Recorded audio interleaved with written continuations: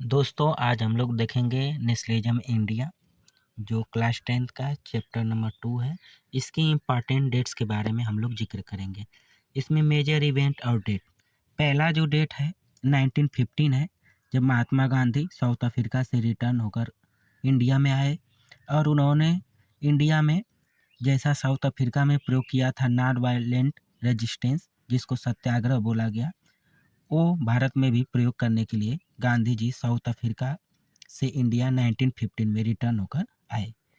दूसरा 1917 चंपारण सत्याग्रह, जो बिहार में गांधी जी ने किया, जिसे इंडिया में उनका फर्स्ट सत्याग्रह कहलाया। ये जो ब्रिटिश इंडिगो प्लांटर्स थे उसके खिलाफ ये था, जो इंडिगो के बड़े बड़े प्लांट थे उसके खिलाफ ये सत्याग्रह था। 1918 में खेड़ा सत्याग्रह जो गुजरात में हुआ था, जो गुजरात में उस समय फेमाइन सूखा आ गया था और उसके खिलाफ सूखा आ गया था और गवर्नमेंट टैक्स ले रही थी लोगों से, तो protest against tax collection during famine in the Gujarat में फेमाइन के दौरान जो ब्रिटिश गवर्नमेंट टैक्स कलेक्ट कर रही थी उसके खिलाफ ये प्रोटेस्ट था 1918 में खेड़ा गुजरात में। उसके बाद है 1919 इम्पॉर्टेंट है। इसमें 3 इवेंट मेजर हैं। पहला है रौलट एक्ट पास। गवर्नमेंट ने ऐसा कानून बनाया था जिसे रौलट एक्ट कहा गया। इसमें विदाउट ट्रायल इंडियन को अरेस्ट किया जाता था, उनको ट्रायल देने की अनुमति नहीं थी। इसमें फिर अगला इवेंट है अप्रैल 13, 1919। ये जो है इम्पॉर्टेंट डे है। इसी दिन जलियांवाला बाग मैसाकर हुआ था। इसमें जनरल डायर ने ऑर्डर दिया था ओपन फायर करने का।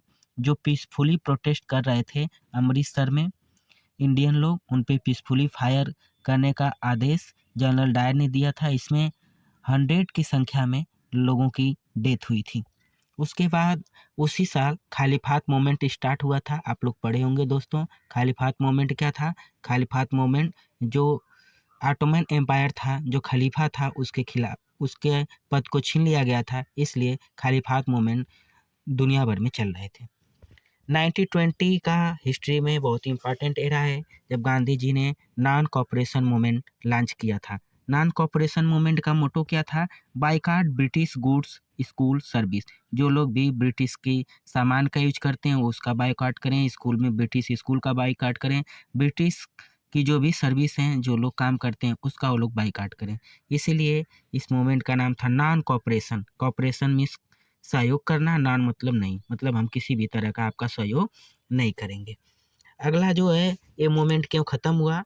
1922 फरवरी 4 और 5, ये दोनों डेटिंग है। कहीं कहीं 4 देखने को मिलेगी, कहीं कहीं 5, जबकि रियल डेट 4 है। इस दिन क्या हुआ था?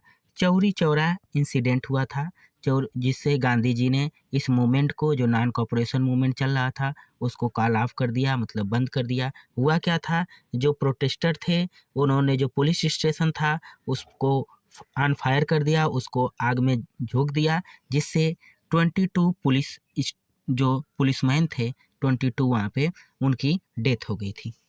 उसके बाद 1929 का दिसंबर का मंथ है, लास्ट डेटिंग है दिसंबर की 31 दिसंबर। इस दिन लाहौर में सेशन हुआ कांग्रेस का, वहाँ रिजोल्यूशन पास हुआ, वहाँ पूर्ण स्वराज की मांग हुई और जिसको कंप्लीट इंडिपेंडेंस कहा गया।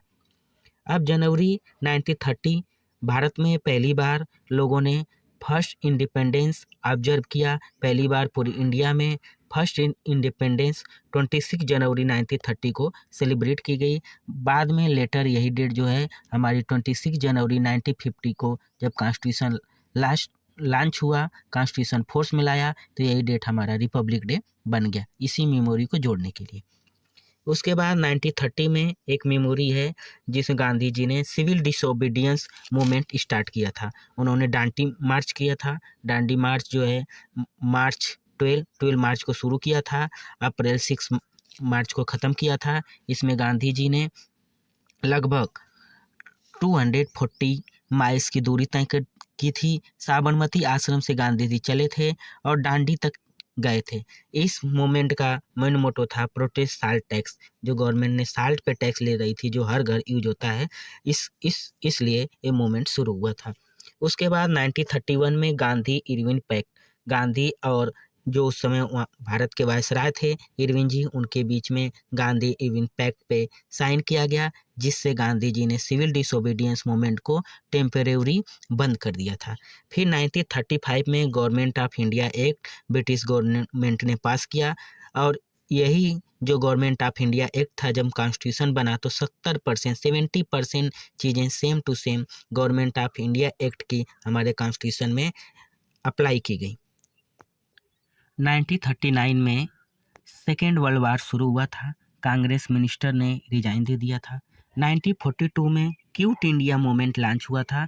ये जो क्विट इंडिया मूवमेंट लॉन्च हुआ था, भारत छोड़ो इंडिया मूवमेंट जो लॉन्च हुआ था, ये 8 अगस्त 1942 को लॉन्च हुआ था। इसमें गांधी जी ने एक जो है पॉपुलर स्लोगन दिया था, डू आर डाई, करो या मरो। उसके बाद लास्ट जो है 1947 को इंडिया गेट इंडिपेंडेंस हो गया, लेकिन इंडिया 2 पार्ट में डिवाइड हो गया, 1 पार्ट इंडिया, सेकेंड पार्ट इधर पाकिस्तान। ठीक है दोस्तों, आप सब लोग देखते रहिए मनोज सर ब्लॉग्स। अगर कोई सजेशन हो तो आप लोग कमेंट जरूर करिए। किसी भी टॉपिक पे आपको अगर वीडियो चाहिए तो आप लोग जरूर कमेंट कीजिए दोस्तों। Thank you so much.